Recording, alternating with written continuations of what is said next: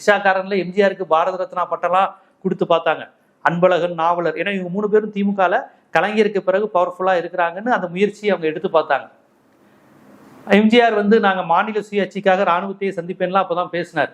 இருந்தாலும் அவங்க முயற்சி பண்ணிக்கிட்டு இருந்தாங்க. வருமான வரி அப்படி இப்படின்னு போட்டு இந்த மோகன் குமாரமங்கலம் இவங்களையெல்லாம் வச்சு நாங்க எம்ஜிஆரை ட்ரை பண்ணோம்னு நான் சொல்லல.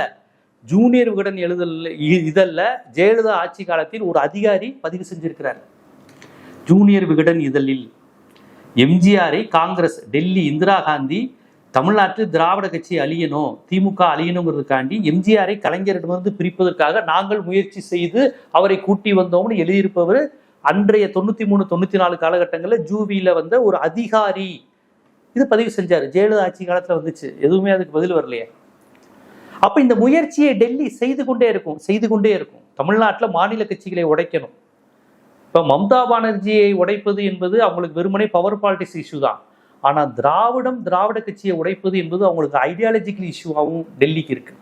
அதனாலதான் அந்த பேரை பெரியார் ஐயோ அண்ணா, ஐயோ கலைஞர், திராவிடன் கேட்டா அவன் பல்ல கடிச்சிட்டு வெறி ஆகுறாங்க டெல்லி லாபி, வட இந்திய லாபி.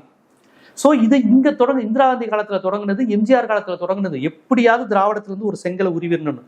ஆனா எம்ஜிஆர்ங்கிற செங்கலை திராவிட கட்சியிலிருந்து பிரிச்சுட்டு திராவிடத்தை ஒழிக்க முடியல. எம்ஜிஆர் அண்ணா திமுகன்னு ஆரம்பிச்சு அவர் இன்னொரு திராவிட கட்சியா தான் செயல்பட்டாரு. அவருடைய வளர்ச்சிங்கிறது இங்க ஸ்தாபன காங்கிரஸ், ஜனசங்கம் அப்படின்னு எல்லா தேசிய கட்சி, இந்துத்துவ கட்சிகளை காலி பண்ணிட்டு தமிழ்நாடுனாலே திமுக இல்லாட்டி அதிமுகன்னு ஆக்கிருச்சு. காங்கிரஸை இல்லாம ஆக்கிருச்சு. தேசியத்தையே இல்லாம ஆக்கிட்டாரு 67. தேசிய கட்சியை தோக்கடிச்சாரு அண்ணா. 71ல எம்ஜிஆர் கட்சி தொடங்கினதுக்கு அப்புறம் 72ல அது இல்லாமலே ஆயிடுச்சு. இப்ப வரையும் போராடுது தேசிய கட்சி, இங்க எப்படியாவது வந்துடலாமான்னு. ஒன்று தேசிய கட்சியே வர முடியலைங்கிறப்ப இந்துத்துவ கட்சி பாஜக எப்படி வர முடியும்? அப்ப இப்ப நான் இதை ஏன் சொல்றேன்னா, இந்த வன்மத்தை புரிஞ்சுக்கோங்கிறேன். எப்படியாவது திராவிடத்தை அழிக்க முடியாதா அப்படிங்கிறதுக்காகத்தான் அது எப்படியாவது உள்ள ஆட்களை இறக்கி விட்டுக்கிட்டே இருக்கும். அது டைரக்டா பார்ப்பனரா இருக்கணும்னு அவசியம் இல்லை. நான் பிராமின்ஸையே திராவிட இயக்கத்துக்கு எதிராக உருவாக்கி அனுப்பிக்கிட்டே இருப்பாங்க.